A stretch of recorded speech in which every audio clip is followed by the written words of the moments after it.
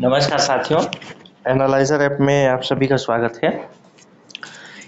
एक कक्षा ABO second paper के लिए दूसरी कक्षा है। पहली कक्षा में हमने शिक्षा के अर्थ के विषय में बात की थी। आज के कक्षा में हम बात करेंगे शिक्षा का क्या उद्देश्य है और ये वीडियो नंबर 2 है। आइए आगे बढ़ते हैं। और आगे बढ़ने से पहले कल एक प्रश्न छूट गया था और कल का वीडियो अगर पिछला वीडियो जो आपने देखा होगा ध्यान से, तो इस प्रश्न का उत्तर आप दीजिएगा। और ये प्रश्न मैंने पढ़ाया भी है और यही प्रश्न एबीओ में 2013 में आया भी था। प्रश्न ये है, निम्नलिखित में से कौन सा कथन सही है? ऑप्शन ए है शिक्षा एक कला है, ऑप्शन बी है शिक्षा एक विज्ञान है, ऑप्शन सी है यह न तो कला है और न ही विज्ञान, ऑप्शन डी कुछ सीमा तक यह कला है और कुछ सीमा तक विज्ञान है, और ऑप्शन ई, उस समय 5 ऑप्शन हुआ करते थे, इनमें से कोई नहीं। उम्मीद करता हूं कि आप लोगों को इसका उत्तर पता होगा, लेकिन इसका सही उत्तर होगा ऑप्शन डी, कुछ सीमा तक यह कला है और कुछ सीमा तक विज्ञान है। अर्थात जब तक नियमावली के अनुसार चला जा रहा है तब तक वो विज्ञान है, और जब उसको समझाने की कोशिश की जा रही है, बच्चों को बताने की कोशिश की जा रही है समाज को, तब वो क्या हो गया? एक कला हो गया है। लोगों का समझाने का तरीका अलग अलग कलाएं। आगे बढ़ते हैं, कुछ चीजें और देख लेते हैं। कभी कभी आपसे प्रश्न पूछ दे कि शिक्षा शास्त्र क्या है। वैसे तो आपको शिक्षा के बारे में पढ़ना है, लेकिन शिक्षा शास्त्र के विषय में अगर बात कर दे तो शिक्षा शास्त्र ज्ञान की वह शाखा है जिसमें शिक्षा प्रक्रिया के स्वरूप, उसके विभिन्न अंगों तथा समस्याओं का दार्शनिक, सामाजिक, शास्त्रीय, राजनैतिक, आर्थिक, मनोवैज्ञानिक एवं वैज्ञानिक दृष्टिकोण से अध्ययन किया जाता है। एक्चुअल में जो आप शिक्षा के बारे में पढ़ रहे हैं वह शिक्षा शास्त्र के अंदर ही एक टॉपिक पढ़ रहे हैं, तो इसलिए शिक्षा शास्त्र के विषय में भी मैं बता दिया। आगे बढ़ने से पहले कुछ बातें जो मेरे मन में है वो मैं बता दूं। मेरे मन में कुछ बातें ये हैं, आज हमको पढ़ना है शिक्षा का उद्देश्य। 2013 में शिक्षा के उद्देश्य से शायद एक भी प्रश्न नहीं आया है, तो बहुत संभावना है कि यहाँ से प्रश्न आपसे पूछ ले। तो उसी फॉर्मेट में हम चलेंगे, प्रश्न पढ़ते पूरा थ्योरी पढ़ेंगे और देखेंगे प्रश्न आपसे बन रहा है या नहीं बन रहा है। आगे बढ़ने से पहले कुछ बातें मेरे मन में है जो कि मैं कह लूं। बातें क्या है? बातें ये है कि अगर आप मेहनत करने के लिए तैयार हैं तो आपका सिलेक्शन 100% है।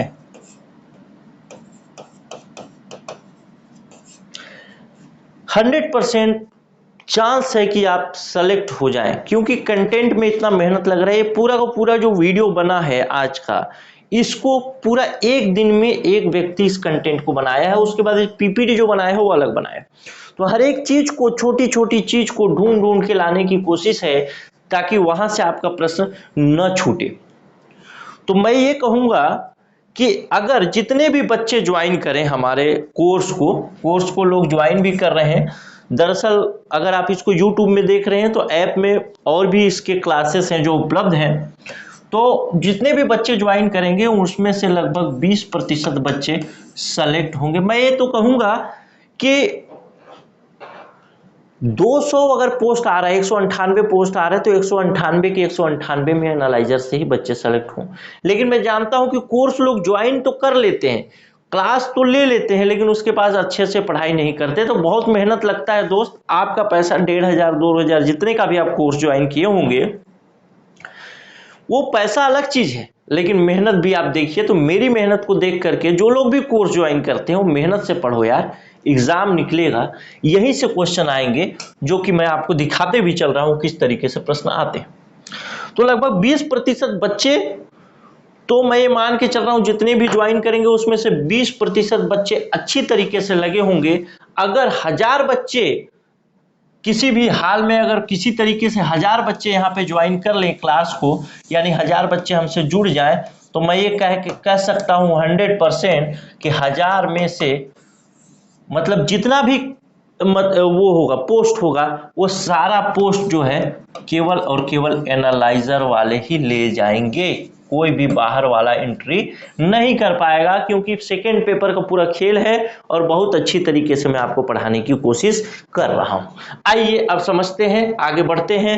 आप अपना कॉन्फिडेंस बनाए रखिए, एग्जाम कभी भी हो लेकिन आपको एग्जाम देना है, और देना ही नहीं है, निकालना भी है। ये सोच करके आपको पढ़ना होगा, तब आपको पढ़ना पड़ेगा, तब आपका मतलब पढ़ने का वर्थ है, नहीं तो कोई मतलब नहीं। आइए देखते हैं शिक्षा का उद्देश्य।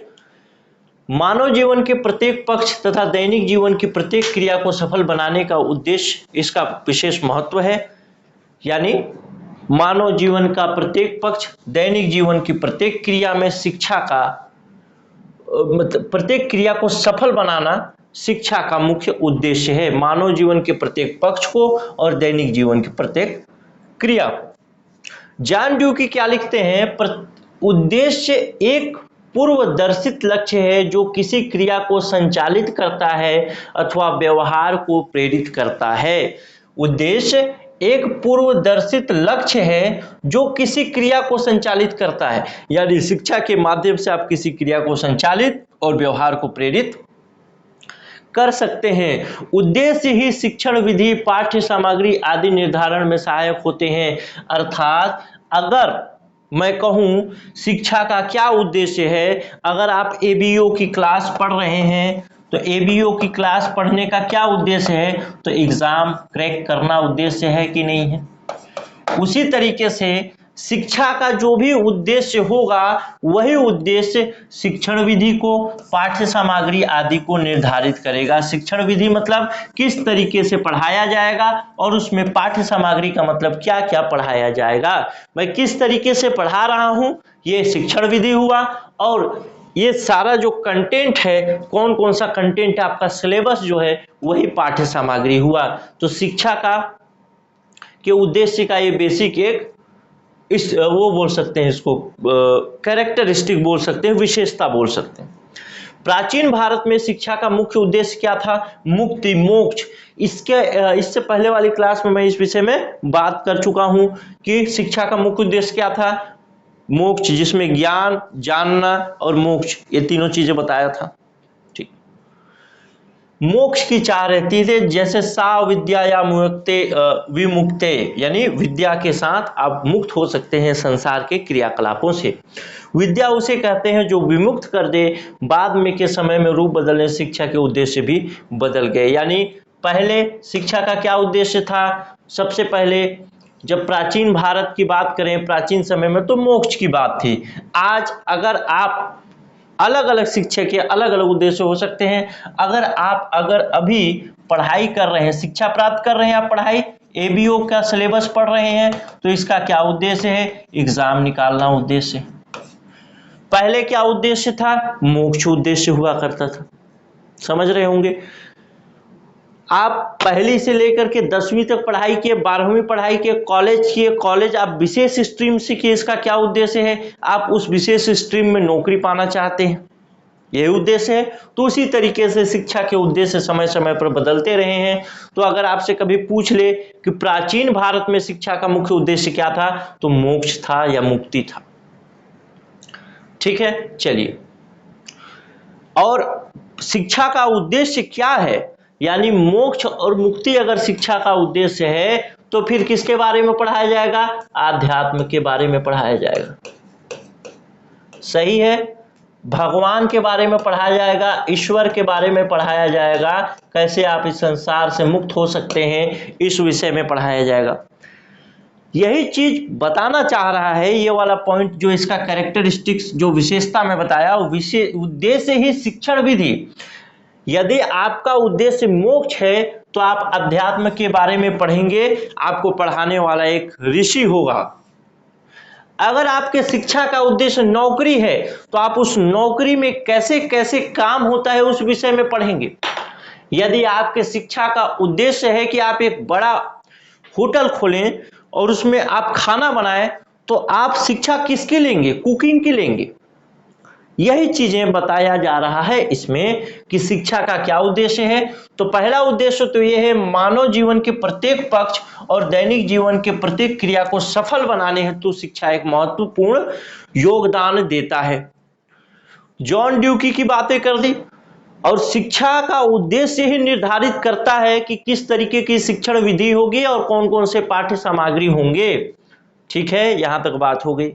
शिक्षा के उद्देश्य के विभिन्न रूप होते हैं। मोटे तौर पर हम शिक्षा के सभी उद्देश्यों को निम्नलिखित शीर्षकों में विभाजित कर सकते हैं, अर्थात अलग अलग तरीके से अलग अलग जो विचारक हैं, समाजशास्त्री क्या कहता है, मनोवैज्ञानिक क्या कहता है, अर्थशास्त्री क्या कहता है, उन सब तरीकों से हमको अब देखना है शिक्षा का उद्देश्य। जैसे हमने पढ़ा शिक्षा का अर्थ कि किस किस मतलब मनोवैज्ञानिक दृष्टि से शिक्षा का अर्थ क्या है, समाज की दृष्टि से शिक्षा का अर्थ क्या है, संकुचित अर्थ में शिक्षा का अर्थ क्या है, संकुचित रूप में, व्यापक रूप में शिक्षा का अर्थ क्या है। तो अलग अलग रूप में शिक्षा का अर्थ जब हमने पढ़ लिया तो उसी तरीके से हम शिक्षा का उद्देश्य पढ़ेंगे हर रूप में। यानी मनोवैज्ञानिक क्या मानता है शिक्षा का उद्देश्य, अर्थशास्त्री क्या मानते हैं, वैज्ञानिक क्या मानते हैं, राजनीतिज्ञ शिक्षा का उद्देश्य क्या मानते हैं, उस तरीके से हम पढ़ेंगे।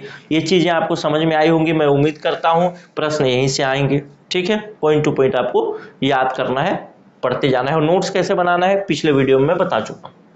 ठीक है, इसमें से अगर बात करूं कि आपसे प्रश्न कहां से पूछे जा सकते हैं, तो पहला प्रश्न तो आपसे यहीं से पूछा जा सकता है। जॉन ड्यूकी का वो दे देगा, ये कथन दे देगा और पूछेगा कि ये कथन किसका है। दूसरा प्रश्न अगर देखें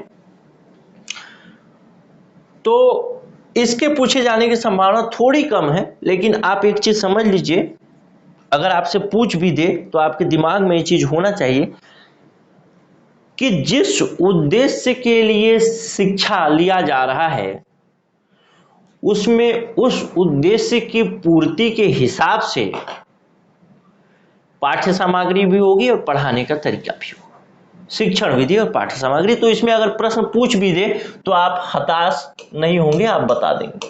और ये वाला प्रश्न जो है तीसरा नंबर का, ये दूसरा नंबर का मुक्ति, ये वाला प्रश्न तो 2013 में पूछा ही है। ठीक है, तो मुख्य रूप से आपसे अगर पूछा तो यही दो प्रश्न पूछे जा सकते हैं, तीसरा इसमें से प्रश्न बनने की संभावना नहीं है। वैसे पिछली बार प्रश्न बना भी नहीं है, तो मे भी इस बार प्रश्न बन जाए। अब देखते हैं शिक्षा का उद्देश्य। अब अलग अलग रूप में शिक्षा का उद्देश्य देखेंगे। व्यक्तिगत रूप में शिक्षा का उद्देश्य क्या है, व्यक्तिगत उद्देश्य क्या है। व्यक्तिवादियों ने माना, व्यक्तिवादियों और समाजवादियों में बहुत फर्क नहीं है, मतलब बहुत फर्क है, जस्ट उल्टा है। मैं इसको अगर समझा दूं तो आपको बहुत आसान हो जाएगा आगे भविष्य में समझना और पढ़ना। देखिए, ये एक छोटा सा समाज है, इसमें बहुत सारे लोग रहते हैं। इस समाज के कुछ नियम होंगे, कुछ कानून होंगे, और इस नियम और कानून के हिसाब से ही समाज चलता होगा। जैसे मान लीजिए एक पुरुष है जिसने शादी कर ली, एक पुरुष है जिसने शादी कर ली, शादी करने के बाद बच्चे हो गए, तो इस बच्चे की देख रेख की जिम्मेदारी ये पुरुष, जाहिर सी बात है किसी महिला के साथ ही शादी किया होगा तभी बच्चा हुआ होगा, ध्यान, मतलब ये कोई समझने वाली बात ही है। तो इस बच्चे की देख रेख की जिम्मेदारी महिला की होगी या पुरुष की, महिला की जिम्मेदारी कितनी होगी, पुरुष की जिम्मेदारी कितनी होगी, ये यही नियम बताता है। ठीक है, चलिए, दो तरीके के लोग आपको पढ़ने को सुनने को मिलेगा, एक व्यक्तिवादी और एक समाजवादी। तो व्यक्तिवादियों का कहना यह है कि समाज में जो नियम बन रहा है ना, जिस नियम से ये समाज चल रहा है, इसमें व्यक्ति का रोल महत्वपूर्ण है। व्यक्ति का रोल, भूमिका इसको बोलते हैं हिंदी में, भूमिका महत्वपूर्ण है। कैसे कि व्यक्ति अपने हिसाब से चलता है, मतलब कुछ व्यक्ति अपने हिसाब से चलते हैं और उसी के हिसाब से फिर समाज बदलने लगता है। एक उदाहरण लूं, आज के 12 साल या 10 साल पहले या 12 साल पहले आप प्रेम विवाह के बारे में नहीं सुनते होंगे, या सुनते होंगे तो बहुत इक्का दुक्का, या फिर प्रेम विवाह कहूं या फिर अंतर जातीय विवाह कहूं तो ये तो सुनते ही नहीं होंगे। अंतर जातीय विवाह तो सुनते ही नहीं होंगे, एक कास्ट से दूसरे कास्ट में विवाह। लेकिन कुछ लोगों ने इस नियम को तोड़ा, समाज ने बनाया था नियम, या समाज में नियम था कि अंतरजातीय विवाह नहीं करना है, तो कुछ लोग अंतरजातीय विवाह करने लगे और आज अंतरजातीय विवाह एक आम बात हो गई। तो व्यक्तिवादी जो विचारक हैं, जो व्यक्ति को महत्व देते हैं और कहते हैं कि व्यक्ति ही नियम बनाता है, उसी के हिसाब से समाज का नियम निर्धारित हो जाता है। और कुछ लोग, ये तो रहा व्यक्तिवादियों का सोच, तो यही व्यक्तिवादी लिखा है। और समाजवादियों का सोच क्या है? समाजवादियों का सोच इसका जस्ट उल्टा है। समाजवादियों का कहना है कि समाज ने इतनी ढील दे रखी है, इतनी आजादी दे रखी है, तभी तुम प्रेम विवाह कर पा रहे हो, तभी तुम अंतरजातीय विवाह कर पा रहे हो। समझ गए होंगे। तो व्यक्तिवादी जो है वो व्यक्ति को महत्वपूर्ण मानते हैं और समाजवादी समाज को महत्वपूर्ण मानते हैं। समझ गए। चलिए, तो व्यक्तिगत, अगर व्यक्तिक उद्देश्य के हिसाब से कहूं, यानी व्यक्तिवादियों के अनुसार क्या उद्देश्य हैं शिक्षा के, तो वो पढ़ते हैं। व्यक्तिवादियों के अनुसार समाज की अपेक्षा व्यक्ति बड़ा है, अतः शिक्षा का व्यक्ति को उद्देश्य व्यक्ति की व्यक्तिगत शक्तियों को पूर्ण रूपेण विकसित करना है। यानी जो व्यक्तिगत शक्तियां हैं, आप अपनी शक्ति है उसको पूर्ण रूप से विकसित करना ही शिक्षा का उद्देश्य है। प्रसिद्ध शिक्षा शास्त्री सर टी.पी. नन ने इस उद्देश्य पर बल देते हुए लिखा, शिक्षा को ऐसी दशाएं उत्पन्न करनी चाहिए जिससे व्यक्तिकता का पूर्ण विकास हो सके और व्यक्ति मानव जीवन को अपना मौलिक योगदान दे सके। आइए देखते हैं, प्रश्न आ गया, शिक्षा का व्यक्तिक उद्देश्य में प्रमुख कौन है? व्यक्तिगत विकास, समुदाय का विकास, परिवार का विकास या समाज का विकास, या इनमें से कोई नहीं? तो बहुत आसानी से आप बता सकते हैं कि व्यक्तिगत विकास पर ही व्यक्तिक उद्देश्य निर्भर करता है, यानी व्यक्तिक उद्देश्य कहता है कि मनुष्य का व्यक्तिगत विकास होना चाहिए। ठीक है, चलिए, तो ऑप्शन ए सही हो गया। अब देखते हैं सामाजिक उद्देश्य क्या है। तो समाजवादी जो होंगे वो ये मानेंगे कि समाज बड़ा है, समाज का नियम बड़ा है। व्यक्तिवादी ये माने कि व्यक्ति बड़ा है, समाजवादी ये मानते हैं समाज बड़ा है। तो समाजवादी जब अपने दृष्टिकोण से देखेगा कि शिक्षा का क्या उद्देश्य है, तो क्या देखेगा? वो देखेगा कि समाज जो है वो संपन्न बने। समाज जो है मतलब सभी लोग जो है, समाज के जो लोग हैं वो संपन्न बने, जिम्मेदार बने, उत्तरदायित्व की भावना हो। ऐसी सोच लेकर के समाजवादी अपना विचार रखेगा कि शिक्षा के ये उद्देश्य हो सकते हैं। तो क्या होगा, मतलब एक सोच से भी आप बता सकते हैं कि समाजवादियों के अनुसार शिक्षा का उद्देश्य क्या होगा? समाज को विकसित करना। खैर वही चीजें लिखी होंगी। समाजवादियों के अनुसार व्यक्ति की अपेक्षा समाज बड़ा है, अतः वे शिक्षा के सामाजिक उद्देश्य पर बल देते हैं। उनका विश्वास है कि व्यक्ति सामाजिक प्राणी है, वह समाज से अलग रहकर अपना विकास नहीं कर सकता। अतः उनके अनुसार व्यक्ति को अपनी व्यक्तिकता का विकास समाज की आवश्यकताओं तथा आदर्शों को ध्यान में रखते हुए करना चाहिए। यानी व्यक्ति अपने व्यक्तिगत जो उसके कौशल हैं, जो उसका व्यक्तित्व है, उसको वो बड़ा करे शिक्षा के माध्यम से, लेकिन बड़ा करने के विचार से इतना बड़ा न करे कि समाज से बड़ा हो जाए। समाज का विचार सर्वोपरि होगा, व्यक्तिगत विकास हमेशा नीचे होगा। ठीक है, चलिए, उपर्युक्त विवरण से स्पष्ट हो जाता है कि शिक्षा के उद्देश्यों का व्यक्ति के जीवन पर तथा समाज के आदर्शों से घनिष्ठ संबंध है। यदि हम व्यक्ति तथा समाज दोनों के लिए अलग अलग शिक्षा उद्देश्यों का निर्माण करना चाहें तो हमें दोनों की आवश्यकताओं और आदर्शों पर ध्यान रखना होगा। तो कुल मिला के आप ये समझे व्यक्तिक उद्देश्य में क्या समझे? व्यक्तिक उद्देश्य में ये समझे कि व्यक्तिवादी विचारक जो हैं वो जोर देते हैं व्यक्ति के विकास पर, समाजवादी विचारक जो हैं वो जोर देते हैं समाज के विकास पर। यानी शिक्षा इस तरीके से होना चाहिए कि समाज विकसित हो सके। व्यक्तिवादी इस तरीके से शिक्षा होनी चाहिए सोचते हैं कि व्यक्ति का पूर्ण विकास हो सके। ठीक है, चलिए, प्रोफेसर बगले और ड्यूवी ने के अनुसार शिक्षा का उद्देश्य प्रत्येक व्यक्ति को सामाजिक रूप से कुशल बनाना है, जिसके कारण वह स्वयं का जीवन यापन कर पाने में सक्षम होता है तथा अच्छे नागरिक के गुणों का निर्वाह करता है, जिससे वह देश व समाज की समस्याओं को समझकर सामूहिक क्रियाओं में अपना योगदान देने में सक्षम होता है। रेमांड एक जो समाजशास्त्री थे, उन्होंने कहा कि समाज विहीन व्यक्ति एक कोरी कल्पना है, और ये बहुत प्यारा सा लाइन है। इससे प्रश्न अगर आपसे पूछ ले तो आपको घबराना नहीं है, तो याद कर लेना है। ये तो आईएमपी है, इसको याद कर लीजिएगा बिल्कुल तरीके से, अच्छे तरीके से कि ये कथन किसका है। अच्छा, प्रश्न आ गया, समाज विहीन व्यक्ति एक कोरी कल्पना है, किसका कथन है भाई? पेस्टोलॉजी, रेमांड, स्पेंसर, टीपी नन, इनमें से कोई नहीं। तो अभी ही पढ़ा है हमने रेमांड। इसी तरीके से प्रश्न आपसे पूछा जाएगा। विशिष्ट उद्देश्य क्या है? विशिष्ट उद्देश्यों को असामान्य उद्देश्यों की संज्ञा दी जाती है, अर्थात विशिष्ट उद्देश्य कहने का मतलब सामान्य उद्देश्य से अलग कुछ विशेष उद्देश्य, उसी को विशिष्ट उद्देश्य कहेंगे। इन उद्देश्यों का क्षेत्र तथा प्रकृति सीमित होता है, यही नहीं इनका निर्माण किसी भी विशेष परिस्थिति तथा विशेष कारणों को ध्यान में रखते हुए होता है।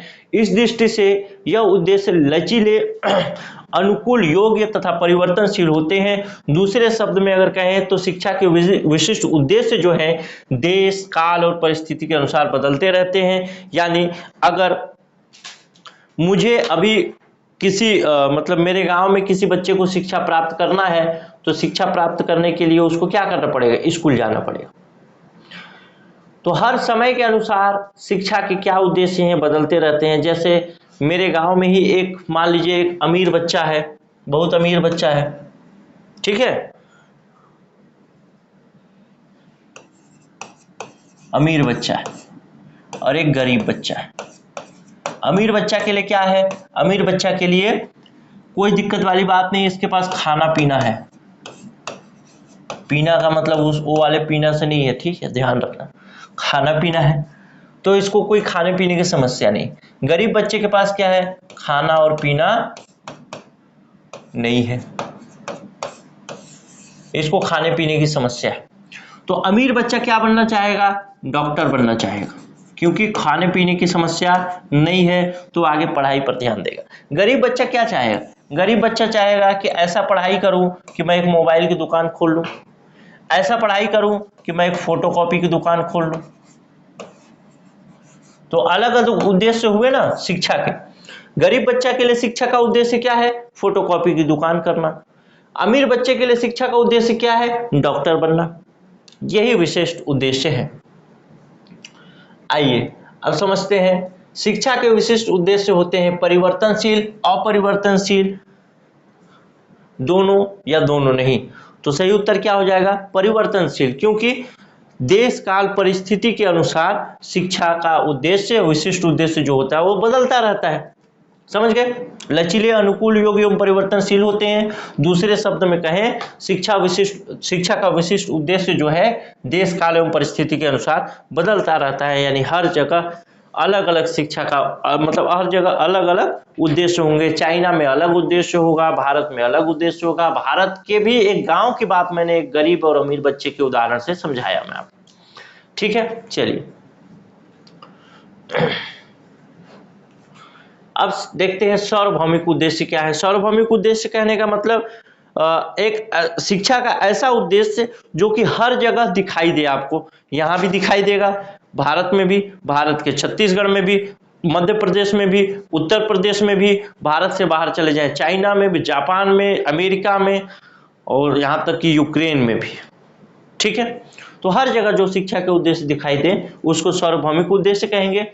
सार्वभौमिक उद्देश्य मानव जाति पर समान रूप से लागू होती है। इन उद्देश्यों का तात्पर्य व्यक्ति के वांछनीय गुणों का विकास करना है। अतः इसका क्षेत्र विशिष्ट उद्देश्यों की भांति किसी भी विशेष स्थान अथवा देश तक सीमित न रहकर संपूर्ण मानव जाति पर है। यानी हर जगह शिक्षा के वही उद्देश्य होंगे जो सार्वभौमिक उद्देश्य कहे जाएंगे। सार्वभौमिक उद्देश्यों की प्रकृति भी विशिष्ट उद्देश्यों की भांति सीमित नहीं होती। अतः ये उद्देश्य सनातन, निश्चित और अपरिवर्तनशील होते हैं। संसार में सभी शिक्षा दर्शनों में इन उद्देश्यों के सार्वभौमिक महत्वों को स्वीकार किया गया है।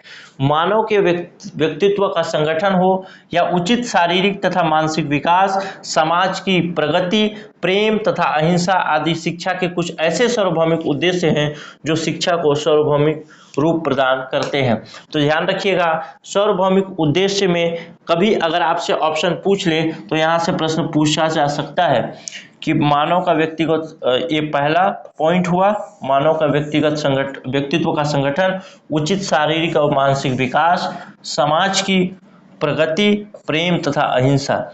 ये जो उद्देश्य हैं, कोई भी माता, कोई भी पिता अपने बच्चे को नहीं सिखाएगा, नहीं सोचेगा कि उसका शारीरिक और मानसिक विकास कम हो, चाहे वो चाइना का हो, चाहे भारत का हो, चाहे कहीं का भी हो। तो हर जगह, मैं केवल माता पिता का एक उदाहरण दिया, तो उसी तरीके से कोई भी देश ये नहीं सोचेगा कि उसके नागरिकों का उचित शारीरिक और मानसिक विकास न हो, व्यक्तित्व का पूर्ण रूप से संगठन न हो पाए। वो नहीं सोचेगा कि मेरे जो नागरिक हों प्रेम न करें और प्रेम में भर जाएं, हिंसा करें, ऐसा कोई भी देश नहीं सोचेगा। तो हर जगह से सार्वभौमिक उद्देश्य है, यही है कि मानव के व्यक्तित्व का संगठन हो, उचित शारीरिक और मानसिक विकास हो, समाज की प्रगति हो, देश प्रेम हो और अहिंसा हो। तो ये कुछ पॉइंट्स आपसे अगर पूछ ले कि निम्नलिखित में से शिक्षा का कौन सा सार्वभौमिक उद्देश्य है, तो आपको ये सब चीजें, 2-3 चीजें याद रखनी चाहिए। दूसरा समाज की प्रगति, तीसरा प्रेम, चौथा और अहिंसा पांचवा। तो ये 5 उद्देश्य कम से कम सार्वभौमिक उद्देश्य आपको याद रखना है, क्योंकि एग्जामिनर का क्या भरोसा कहां से पूछते। ठीक है, चलिए आगे बढ़ते हैं। सार्वभौमिक उद्देश्य का मतलब समझ रहे हैं ना, मतलब शिक्षा देने का उद्देश्य हर जगह वही होगा, चाहे आप यहां ले, चाहे चाइना में ले, चाहे अमेरिका में ले। ठीक है, चलिए आगे बढ़ते हैं। अब देखते हैं, अच्छा ये प्रश्न आ गया, शिक्षा के सार्वभौमिक उद्देश्य प्रमुख हैं: व्यक्ति का विकास, समुदाय का विकास, संपूर्ण मानव जाति का विकास या समाज का विकास। तो सही आंसर क्या हो जाएगा? ऑप्शन सी, संपूर्ण मानव जाति का विकास, यानी शारीरिक मानसिक विकास के द्वारा, अहिंसा के द्वारा, प्रेम के द्वारा संपूर्ण मानव जाति का विकास करना। अब देखिए, बात घुमा करके पूछा गया है, तो कहीं आप बोलेंगे कि इसमें लाइन बाय लाइन तो लिखा नहीं है, तो आप चीजों को अगर समझेंगे तो आपको अच्छा रहेगा। ठीक है, आगे समझते हैं शिक्षा को उद्देश्य को प्रभावित करने वाले कारक। तो इस तरीके से हमने ये सारा 4 भाग में देखा। अब इसको एक बार मैं रिवाइज करा के दिखा देता हूं तो समझ में आ जाएगा। ठीक है, शिक्षा के उद्देश्य के अंतर्गत 4 तरीके के उद्देश्य देखे। एक व्यक्तिगत उद्देश्य देखा। व्यक्तिगत उद्देश्य और सामाजिक उद्देश्य दोनों एक दूसरे के विपरीत है। व्यक्तिगत उद्देश्य में क्या है? व्यक्ति मुख्य है, मेन कौन है? व्यक्ति। वही सामाजिक उद्देश्य की बात करें तो सामाजिक उद्देश्य में कौन मेन है? समाज मेन। ठीक है, व्यक्तिगत विकास व्यक्तिगत उद्देश्य में मुख्य है, सामाजिक उद्देश्य में सामाजिक विकास महत्वपूर्ण है। ठीक है, चलिए इसका एक प्रश्न भी देख लिया। सामाजिक उद्देश्य में देखा कि सामाजिक विकास महत्वपूर्ण है। उसके बाद विशिष्ट उद्देश्य। विशिष्ट उद्देश्य का मतलब हर जगह इसका उद्देश्य अलग अलग होगा। मेरे गांव का एक उदाहरण दे करके बताया, एक अमीर बच्चा, एक गरीब बच्चा, तो अमीर बच्चा के लिए शिक्षा का उद्देश्य अलग है, गरीब बच्चा के लिए अलग है। सार्वभौमिक उद्देश्य, सार्वभौमिक उद्देश्य में ऐसा है कि सार्वभौमिक उद्देश्य में वो उद्देश्य आपको हर जगह पाए जाएंगे। मैं अमीर और गरीब बच्चे की भी बात करूं तो अमीर और गरीब बच्चे में भी शिक्षा का जो उद्देश्य होगा, मानव के व्यक्तित्व विकास, यानी उन बच्चे के व्यक्तित्व का विकास करना होगा, उचित शारीरिक और मानसिक विकास करना होगा, समाज की प्रगति करने का उद्देश्य होगा, प्रेम और अहिंसा। ये चीजें तो आप गरीब और अमीर में भी देख सकते हैं, चाइना में भी देख सकते हैं, जापान में भी देख सकते हैं। ये सारे उद्देश्य तो होंगे ही होंगे। कोई भी समाज जो है अपने बच्चों को लड़ाकू नहीं बनाना चाहेगा, हिंसा करना नहीं सिखाएगा, और प्रेम यानी क्रोध करना नहीं सिखाएगा, घृणा करना नहीं सिखाएगा। ठीक है, तो इस तरीके से 4 चीजें हमने 4 प्रकार के उद्देश्य देखे। अब हम देखते हैं शिक्षा के उद्देश्य को कौन कौन से ऐसे कारण हैं जो प्रभावित करते हैं, मैं भी यहां से आपसे प्रश्न पूछ ले तो आपको बिल्कुल तैयार होकर के देखना। तो पहला कारक देखते हैं, दार्शनिक कारक। दार्शनिक कारण क्या क्या है, उसके बाद सभी प्रकार के कारक देखते हैं। मैं 1 मिनट का ब्रेक लेता हूं, फिर आगे कंटिन्यू करते हैं।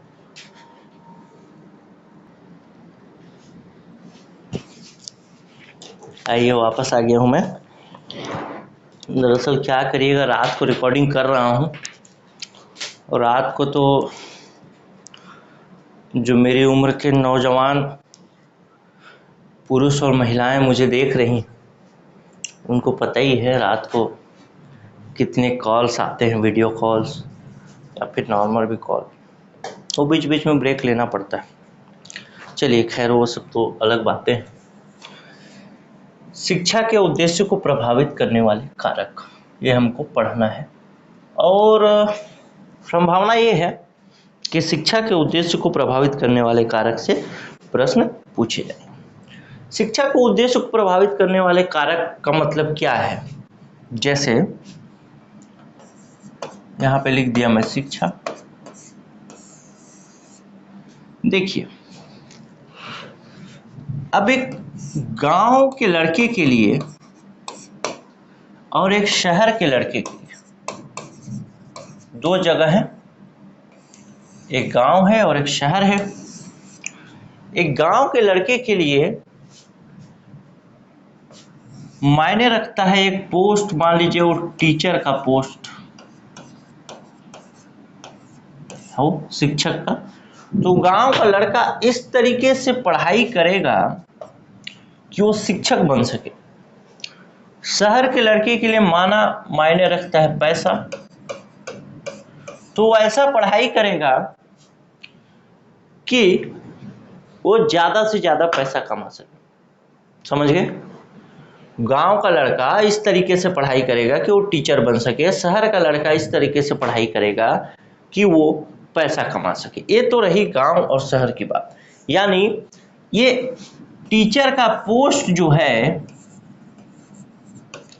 और ये पैसा जो है, ये दोनों शिक्षा को प्रभावित कर रहे हैं कि नहीं।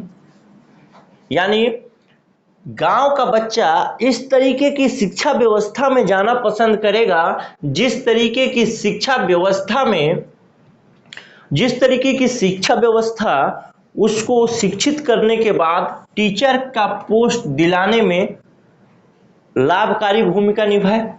और शहर का बच्चा उस तरीके की शिक्षा व्यवस्था में जाना पसंद करेगा, जिस तरीके की शिक्षा व्यवस्था में वो पढ़ने के बाद अधिक से अधिक पैसा कमा सके। तो ये टीचर का पोस्ट और ये पैसा शिक्षा को प्रभावित कर रहा है, सिलेबस को, मतलब शिक्षा के तरीके को भी प्रभावित कर रहा है कि ये बच्चा पैसा के विषय में पढ़ेगा, अधिक से अधिक पैसा कैसे कमाए, ये बच्चा जल्दी से जल्दी टीचर कैसे बने, इस विषय में पढ़ेगा। ठीक है, तो अब ये लोगों की सोच हो सकती है, यानी समाज भी शिक्षा को प्रभावित करता है। अगर हम पढ़ते हैं, यहाँ पे भारत में हम पढ़ते हैं गांधीवादी विचारधारा को। जो लोग पढ़ते हैं वहां रूस में, वो लोग पढ़ते हैं पुतिन की विचारधारा को। पुतिन की विचारधारा, पुतिन का दार्शनिक दृष्टिकोण अलग है, महात्मा गांधी का दार्शनिक दृष्टिकोण अलग है। तो महात्मा गांधी का दार्शनिक दृष्टिकोण भारत की शिक्षा व्यवस्था को प्रभावित किया या नहीं किया? भारत की शिक्षा व्यवस्था को प्रभावित करने का मतलब यह है कि शिक्षा के उद्देश्य को प्रभावित किया। यानी महात्मा गांधी ये चाहते हैं कि हम ऐसे बच्चों को तैयार करें कि वो सब धर्मों का आदर कर सकें। तो भारत की शिक्षा व्यवस्था का एक उद्देश्य क्या हो गया कि ऐसे बच्चों को तैयार करना जो कि सभी धर्मों का आदर कर सकें। हुआ ना? बिल्कुल जाहिर सी बात। पुतिन, मान लीजिए, मैं ये नहीं कह रहा हूं कि वो ये चाहते हैं कि वो चाहते हैं, पुतिन ये चाहते हैं कि हमारे देश के बच्चे केवल क्रिश्चियन धर्म फॉलो करने वालों से प्रेम करें, बाकी लोगों से घृणा करें और उनको देश से बाहर निकाल दें। तो वहां की शिक्षा की व्यवस्था का उद्देश्य क्या होगा? क्रिश्चियन धर्म को या क्रिश्चियन रिलीजन है उसको बड़ा करने का होगा, महान बताने का होगा, बाकी धर्मों को छोटा बताने का होगा। तो इसी तरीके से कौन कौन सी ऐसी चीजें हैं जो शिक्षा के उद्देश्य को प्रभावित करती हैं? फाइनली उनको यहाँ भारत के बच्चे को शिक्षा देने का उद्देश्य क्या होगा कि वे सभी धर्मों का समान रूप से आदर कर सकें। उद्देश्य तो यही है कि ऐसा बच्चा तैयार करना जो कि सभी धर्मों का समान रूप से आदर कर सके। जबकि रूस में उद्देश्य क्या होगा? ऐसा बच्चा तैयार करना जो कि क्रिश्चियन को महान माने, मतलब ईसाई धर्म को महान माने। समझ गए होंगे आप, समझ गए होंगे।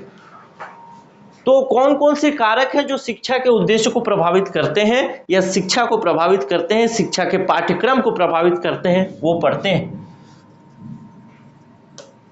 दार्शनिक कारक जो हैं पहले कारक में है, यानी पहला कारण जो दार्शनिक कारण है, जैसे हम गांधीवादी विचारधारा को पढ़ रहे हैं, रूस में लोग पुतिन की विचारधारा को पढ़ रहे हैं, तो ये भी एक शिक्षा के उद्देश्य को प्रभावित करने वाला कारक है। चलिए, विभिन्न काल में शिक्षा के उद्देश्यों को विभिन्न दार्शनिक सिद्धांत प्रभावित करते हैं, जिसके कारण शिक्षा के उद्देश्य निरंतर बदलते रहते हैं तथा शिक्षा के उद्देश्यों को आवश्यकता के अनुसार भी परिवर्तित किया जाता है। एक उदाहरण लें तो जैसे बौद्ध काल में भगवान बुद्ध की दार्शनिक और धार्मिक शिक्षाएं समाज में फैली थी। शासक अशोक हो या कनिष्क भी उनसे प्रभावित हुए, अतः उस समय शिक्षा का उद्देश्य बौद्ध धर्म को प्रसारित करना था तथा हिंदू धर्म में चली आ रही जातिवाद, छुआछूत, स्त्रियों के प्रति दास्ता, अंधविश्वास का विरोध करना था। मुस्लिम काल में आए, वहां से बदल गया, हिंदू धर्म से बदल करके जब यहाँ पे सल्तनतवादी व्यवस्था चली या मुगलों का शासन चला, तब की बात करें तो मुस्लिम काल में इस्लाम धर्म को भी इस्लाम के धर्म के जो शासक हुए उनका शिक्षा का मुख्य उद्देश्य इस्लाम धर्म का प्रचार करना था। अतः कह सकते हैं कि जिस काल में जिस प्रकार के दार्शनिक आए, उन्होंने उसी प्रकार के उद्देश्य भी दिए। तो आपसे कभी शिक्षा के उद्देश्य को प्रभावित करने वाले कारक में एक कारक अगर बोले कि दार्शनिक कारक भी शिक्षा के उद्देश्य को प्रभावित करता है, तो आप सही मानेंगे या गलत मानेंगे? आप बिल्कुल सही मानेंगे। आगे प्रश्नों में भी इसकी पुष्टि में भी हो जाए। दूसरा देखें, सांस्कृतिक कारक। प्रत्येक समाज की अपनी संस्कृति होती है, उसके विशेष आदर्श, मूल्य, प्रतिमान, मान्यताएं, रीति रिवाज और जीवन शैली होती है। दरअसल यहाँ पे हर एक जगह पे कॉमा लगना है, लेकिन जो इसको टाइप किया है वो है दुष्ट, मेरे को लगता है। आदर्श, मूल्य, प्रतिमान के बाद कॉमा, मान्यताएं के बाद कॉमा, रीति के बाद कॉमा, रिवाज और जीवन शैली, ऐसे कॉमा। मैं पीडीएफ अगर इसका मिलेगा तो आपको करवा दूंगा। मान्यताएं, रीति रिवाज और जीवन शैली होती हैं। नई पीढ़ी को उसमें शामिल करना ही शिक्षा का प्रमुख उद्देश्य माना जाता है। अतः शिक्षा सामाजिकरण का प्रमुख साधन है, जिसके द्वारा संस्कृति के अनुसार ही गुरुकुलों और आश्रमों में गुरु अपने विद्यार्थी को शिक्षा देते हैं। तो सांस्कृतिक कारक क्या है? संस्कृति शिक्षा को किस तरीके से शिक्षा के उद्देश्य को प्रभावित करती है? संस्कृति को संजो करके रखना, संस्कृति को बचा करके रखना है अगर, तो लोगों को क्या बताना पड़ेगा? संस्कृति के बारे में बताना पड़ेगा। तो आपका एक चैप्टर या एक बुक, एक विषय संस्कृति का हो जाएगा जिसके बारे में आप जाने। तो शिक्षा का उद्देश्य क्या हुआ? सांस्कृतिक कारक जो है वो शिक्षा के उद्देश्य को प्रभावित कर रहे हैं या नहीं कर रहे हैं? बिल्कुल कर रहे हैं, क्योंकि संस्कृति के बारे में बता करके आप बच्चों के अंदर संस्कृति के बारे में जागरूकता पैदा कर रहे हैं। ठीक है, चलिए। विश्व भर में ईसाई संस्कृति और मुस्लिम संस्कृति के अनुसार ईसाई शिक्षा और मुस्लिम शिक्षा के उद्देश्य प्रभावित हुए। अगर हम देखें 20वीं शताब्दी एवं 21वीं शताब्दी में धर्मनिरपेक्षता से प्रभावित संस्कृति का विकास हुआ, जिसके अनुसार इस शिक्षा का मुख्य उद्देश्य धर्मनिरपेक्षता की जीवन शैली के आस्था पर रखना और उसके अनुसार व्यवहार कार्य करना आवश्यक है। चलिए अब देखते हैं तीसरा, समाजशास्त्रीय या सामाजिक कारण। किसी भी समाज की जैसी सामाजिक व्यवस्था या स्तर होती है उसकी शिक्षा के उद्देश्य भी प्रभावित होते हैं। जैसे एक समाज है जो कि आदिवासी संस्कृति है, पूरी तरीके से आदिवासी संस्कृति, जंगल में रहता है, तो वहां के शिक्षा का उद्देश्य क्या होगा? वहां के शिक्षा का उद्देश्य यही होगा कि आप खाना किस तरीके से इकट्ठा कर सकते हैं, वही उद्देश्य है उसका। भाई वहां के लोगों को और कुछ नहीं चाहिए, मोबाइल नहीं चाहिए, टेक्नोलॉजी नहीं चाहिए, उनको क्या चाहिए कि आप खाना किस तरीके से इकट्ठा करेंगे उसके बारे में उनको शिक्षित किया जाए। आपको बाघ भालू मिल जाए तो किस तरीके से आप बचेंगे उसके बारे में शिक्षित किया जाए। किसी कारणवश भगवान न चाहे आपको रात को विषधर सर्प ने सर्पदंश कर दिया तो आप किस तरीके से किन दवाइयों का प्रयोग करेंगे, किन जड़ी बूटियों का प्रयोग करेंगे, उसके लिए उनको शिक्षित किया जाना। तो हर एक समाज, जैसे वो आदिवासी समाज था तो उनके शिक्षा का उद्देश्य क्या था? ये सारी चीजें, भोजन इकट्ठा करना, जानवरों से बचना, उपचार करना किस तरीके से हो सकता है। अब उसी को आप शहरी संस्कृति, जिसको आप अगर कथाकथित अच्छी संस्कृति मानते हैं, उस संस्कृति में जाइए तो वहां पे शिक्षा का उद्देश्य अलग है। जॉब करना, पैसा कमाना, समाज में प्रतिष्ठा लाना, प्रतिष्ठा स्थापित करना, ये उसका शिक्षा का उद्देश्य अलग हो गया। तो हर एक समाज का मतलब समाज भी शिक्षा के उद्देश्य को प्रभावित कर रही है, वही चीज इसमें बताया गया। जैसे आर्य समाज में जाति व्यवस्था पनपी तथा ब्राह्मणों की जाति सर्वोच्च जाति मानी गई, अतः उनकी जीवन शैली आचरण आदर्श मानी गई और शिक्षा का प्रमुख उद्देश्य उनके जैसा बनना रह गया, यानी ब्राह्मणों जैसा बनना। दलितों और जनजातियों की सामाजिक आर्थिक तथा बहुत निम्न और खराब थी, अतः उन्हें शिक्षा से वंचित कर दिया गया। स्वतंत्र भारत में सभी नागरिकों को समान अधिकार प्रदान करता है, अतः आज के समाज में भेदभाव का कोई स्थान नहीं, अतः शिक्षा का प्रमुख उद्देश्य भेदभाव रहित समाज का निर्माण करना, सामाजिकरण करना है, जिसमें सभी का समान विकास हो सके। एक शब्द बार बार आप सुनते हैं, सामाजिकरण, और उस सामाजिकरण के बारे में मैं थोड़ा सा समझा दूं, क्योंकि आपको जो सेकेंड पेपर है उसमें ये शब्द बार बार मिलेगा, सामाजिकरण।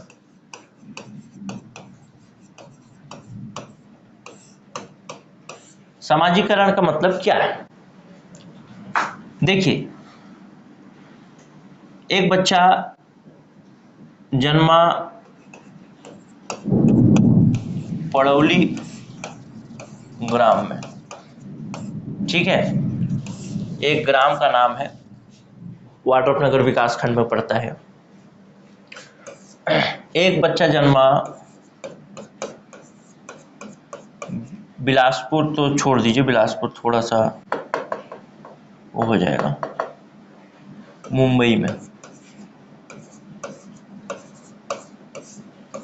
एक बच्चा जन्मा पड़ौली में, एक बच्चा जन्मा मुंबई में। ग्राम पड़ौली यानी इस गांव की संस्कृति को बच्चा छोटे से धीरे धीरे धीरे धीरे धीरे धीरे बड़ा होता है, बड़ा होता है, और छोटी छोटी चीजों को सीखते जाता है। और ये बच्चा अच्छी तरीके से हिंदी नहीं बोलता, लेकिन वहां की भाषा को, यानी इस गांव की भाषा, पड़ौली ग्राम की भाषा को बहुत अच्छी तरीके से बोल लेता है। मुंबई का लड़का जो है वो मुंबई को संस्कृति को धीरे धीरे सीखता जाता है, और मुंबई की जो भाषा है वहां की भाषा को बोलता है, अंग्रेजी भी बोलता है।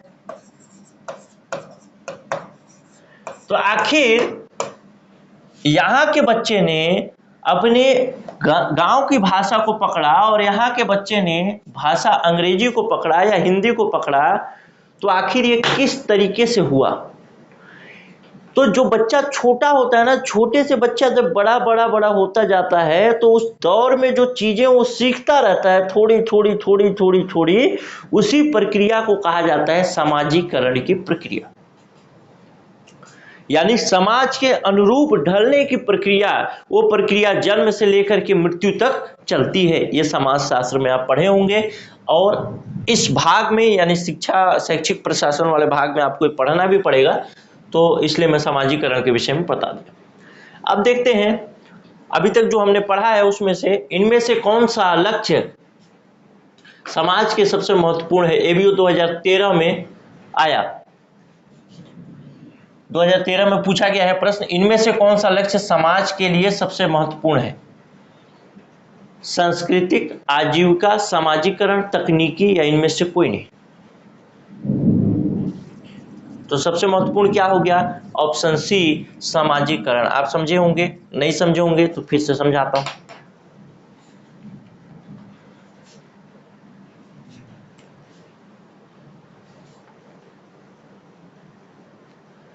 देखिए, समाजशास्त्रीय सामाजिक कारण में हमने पढ़ा कि जैसा समाज होता है वैसे ही शिक्षा के लक्ष्य निर्धारित होते हैं, या जैसे शिक्षा के लक्ष्य निर्धारित होते हैं वैसा ही समाज बन जाता है। दोनों एक दूसरे के पूरक हैं। ठीक है, इस लाइन को ध्यान से बताता हूं। स्वतंत्र भारत में सभी नागरिकों को समान अधिकार प्राप्त है। आज के समाज में भेदभाव का कोई स्थान नहीं है, अतः शिक्षा का प्रमुख उद्देश्य भेदभाव रहित समाज के निर्माण करना है, जिसमें सभी का समान विकास हो। यानी सामाजिक कारण में सामाजिक जो कारक है, समाजशास्त्रीय जो दृष्टिकोण कहता है शिक्षा के उद्देश्य को प्रभावित करता है, वो क्या कहता है कि सामाजिकरण की बात करता है, जिसके बारे में मैंने यहाँ पे बताया। कुल मिला के सामाजिक कारण ये बताता है कि किस तरीके से कोई व्यक्ति है या समाज के जो लोग हैं उनका सामाजिकरण किया जाए। ये 2013 में पूछा गया प्रश्न है, तो ऐसे प्रश्न भी पूछे जाते हैं, तो ध्यान रखिएगा। जो एक एक लाइन है, एक एक लाइन भी महत्वपूर्ण है आपकी। आइए देखते हैं आगे। आर्थिक कारण। मानव जीवन में धन संपत्ति का बहुत अधिक महत्व है, अतः शिक्षा के उद्देश्यों को निर्धारित करने में आर्थिक कारक महत्वपूर्ण भूमिका निभाती है। पूंजीवाद की आर्थिक नीति से वर्ग संघर्ष उत्पन्न किया, साथ ही जनसाधारण में आर्थिक चिंताएं, असुरक्षा और बेरोजगारी बढ़ी। वर्तमान वैश्वीकरण की बढ़ती हुई प्रवृत्तियों ने आर्थिक चिंताएं एवं कष्ट बढ़ाए हैं। इनसे प्रभावित होकर अब शिक्षा का प्रमुख उद्देश्य नौकरी और व्यवसाय की शिक्षा देना बन गया है।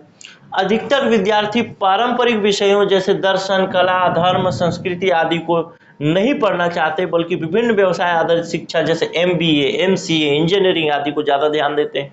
तो क्या आर्थिक कारक ने यानी पैसे ने शिक्षा को प्रभावित किया? तो हाँ, पैसे ने शिक्षा को प्रभावित किया। पुराने समय में लोग धर्म दर्शन के बारे में पढ़ते थे, अब के समय में लोग धर्म दर्शन के बारे में पढ़ना पसंद नहीं करते। इंजीनियरिंग करना चाह रहे हैं, MBA करना चाह रहे हैं, MCA करना चाह रहे हैं, BCA करना चाह रहे हैं, ताकि कंप्यूटर में काम कर सकें, नौकरी पा सकें, पैसा पा सकें।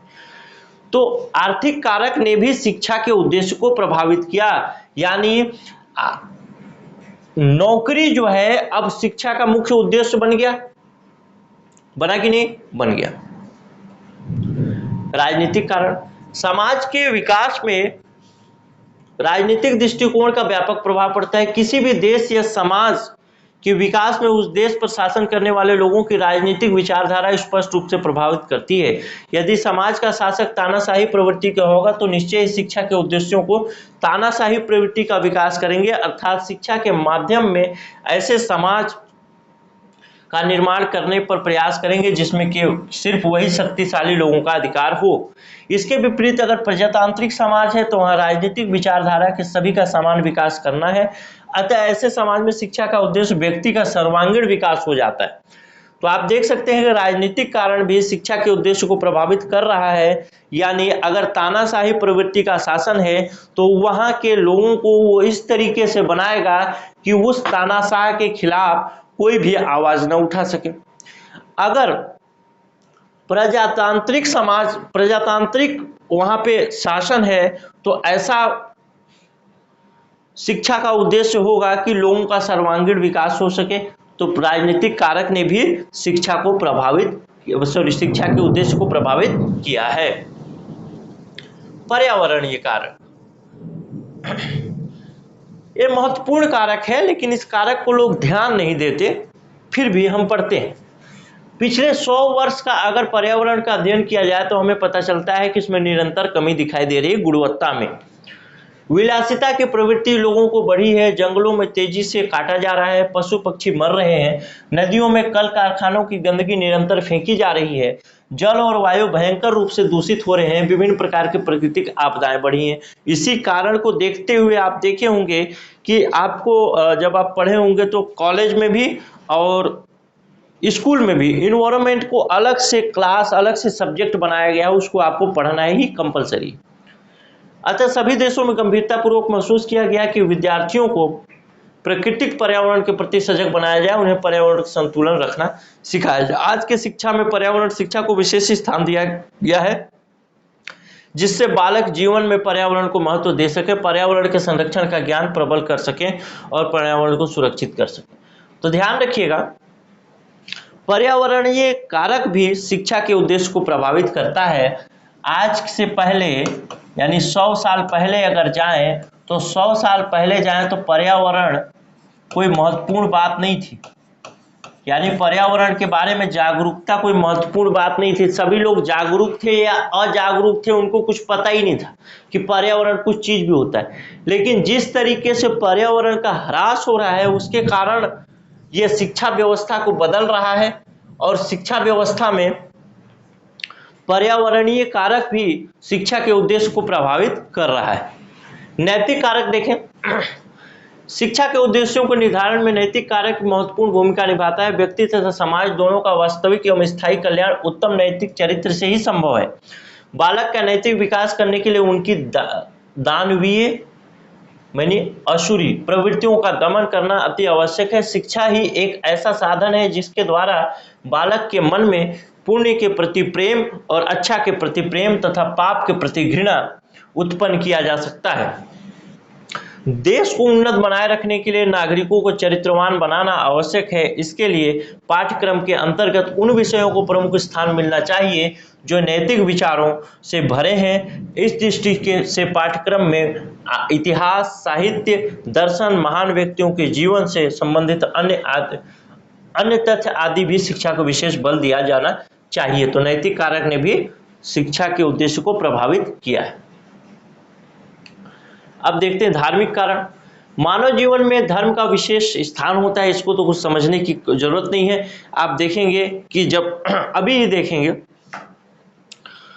कई राज्य सरकारों ने अपने राज्य के पाठ्य पुस्तक से मुगलों का इतिहास हटा करके हिंदू जो राजा महाराजा हुए पुराने जमाने में उनके इतिहास को जोड़ा है। वो राजा किसी भी तरह मतलब जो वहाँ पे शासन है वो किसी भी तरीके से अगर देखें तो एक हिंदू धर्म को सर्वोच्च मानने वाला शासन है। तो हिंदू धर्म को सर्वोच्च मानने वाला शासन शिक्षा के उद्देश्य को प्रभावित कर रहा है धार्मिक कारक के रूप में। वो चाहता है कि बच्चे ऐसे बने कि हिंदू धर्म की जय जयकार करें और बाकी धर्मों को छोटा समझें। ठीक है, तो ऐसे कारक जो धार्मिक कारक हैं वो भी शिक्षा के उद्देश्य को प्रभावित कर रहे हैं। मानव जीवन में धर्म का विशेष स्थान होता है। धर्म का मुख्य आधार विश्वास है और मानव के व्यवहार में प्रत्येक क्षेत्रों में नियंत्रित करता है। धर्म का निर्माण विभिन्न विषयों और संस्कारों द्वारा होता है। धर्म का मुख्य उद्देश्य नैतिक एवं धार्मिक मूल्यों की स्थापना करना तथा व्यक्ति को भावात्मक सुरक्षा प्रदान करना है। अतः जिस समाज में धार्मिक विचारधारा जिस प्रकार का होगा वहां की शिक्षा व्यवस्था भी उसी के अनुरूप हो जाएगी। जैसे शासन बदला तो कई मुगलों के इतिहास को हटा करके हिंदू राजाओं के हिंदू जो महान व्यक्ति हो उनके इतिहासों को जोड़ा गया। वैदिक कालीन शिक्षा में धार्मिकता से ओतप्रोत थी और धर्म को अधिक महत्व दिया जाता था। शिक्षा के उद्देश्य में पाठ्यक्रमों का निर्धारण भी धार्मिक आदर्शों के अनुरूप किया जाता था। लेकिन धर्मनिरपेक्ष समाज में सर्वधर्म की शिक्षा को देना शिक्षा का प्रमुख उद्देश्य हो गया। तो इस तरीके से शिक्षा का मतलब धार्मिक कारक के कारण मतलब पहले जो था धार्मिक उन्माद ज्यादा था, धर्म के विषय में ही ज्ञान प्राप्त करना ही ज्ञान था। अब जो है धर्म से हट करके सभी धर्मों के विषय में ज्ञान प्राप्त करना ज्ञान हो गया। तो धार्मिक कारण ने भी शिक्षा के उद्देश्य को प्रभावित किया या शिक्षा की व्यवस्था को प्रभावित की। वैज्ञानिक तथा औद्योगिक कारण। 20वीं और 21वीं शताब्दी में विज्ञान और तकनीकी का बहुत अधिक विकास हुआ और निरंतर होता रहा है। जीवन में तर्क, विज्ञान, तकनीकों का महत्व बढ़ा है, अतः आधुनिक शिक्षा इससे प्रभावित हो रहा है और शिक्षा के उद्देश्य इससे निर्धारित हो रहे हैं। ये तो चीज़ आपको समझ में आ ही गया होगा, तो इसको समझाने की जरूरत नहीं है। अब देखते हैं भविष्य की मांगे। ये भी शिक्षा को प्रभावित करता है कि आगे मान लीजिए अभी आगे भविष्य में हवा बिकने लगेगा, तो हवा कैसे तैयार करते हैं या हवा की पैकेजिंग कैसे करते हैं, इसके विषय में शिक्षा के लिए एक नया आयाम खुलेगा कि नहीं खुलेगा। आगे आने वाले समय में इतना जमीन कम हो जाएगा कि समंदर के ऊपर घर बनाया जाएगा, तो समंदर के ऊपर घर बनाया जाए, इसके विषय में शिक्षा का आयाम खुलेगा कि नहीं खुलेगा। तो भविष्य की मांगे भी शिक्षा को निर्धारित करती हैं, शिक्षा के उसको निर्धारित करती हैं, क्या बोलते हैं, उद्देश्य को। अब देखते हैं 2013 में क्वेश्चन आया जिसको आप समझ पाते हैं कि नहीं। निम्नलिखित कारकों में से कौन सा शैक्षिक उद्देश्य निर्धारित करते हैं। शैक्षिक उद्देश्य यानी शिक्षा के उद्देश्य को निर्धारित करते हैं, कुल मिला के कहना ये चाहता है। देखिए किस तरीके से पूछ देता है, आपको समझ में नहीं आता है। शिक्षा के उद्देश्य को, यहां से इसको काट दें, कौन से कारक शिक्षा के उद्देश्य को निर्धारित करते हैं। दार्शनिक कारक पढ़े हैं, करते हैं। सामाजिक कारण पढ़े हैं, करते हैं। आर्थिक कारण करते हैं। तो क्या इसका उत्तर हो जाएगा उपरोक्त सभी। बिल्कुल इसका उत्तर हो जाएगा उपरोक्त सभी। तो इस तरीके से देखिए 2013 का ही प्रश्न है, बहुत आसान स्तर का प्रश्न है और ऐसे ही आसान स्तर का प्रश्न आएगा।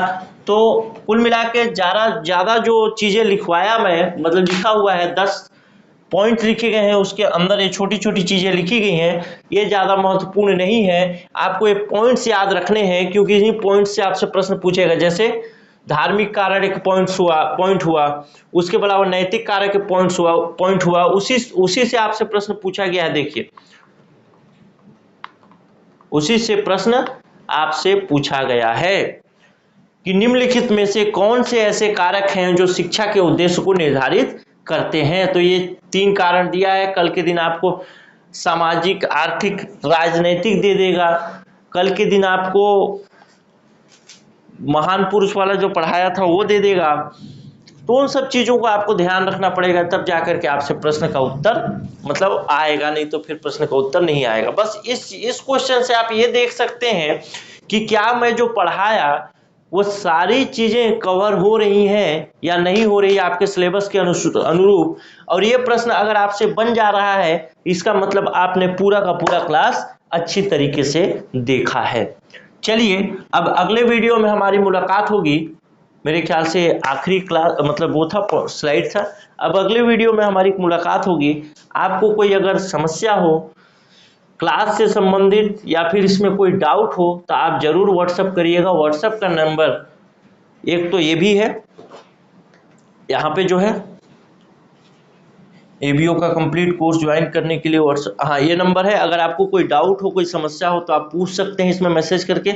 और एक नंबर और है जो कि आपको पता हो, मे भी नहीं पता हो तो आप अगर यूट्यूब में देख रहे होंगे तो यूट्यूब में नीचे डिस्क्रिप्शन में दिया होगा, और अगर आप इसको ऐप में देख रहे होंगे तो ऐप में ये नंबर आपको होम पेज पर ही नीचे मिल जाता है। चलिए मिलते हैं अगले वीडियो में, तब तक ले नमस्कार, जय हिंद। रात बहुत हो चुकी है, अभी 12:30 बज रहे हैं जब मैं इसको रिकॉर्ड कर रहा हूँ। जय हिंद।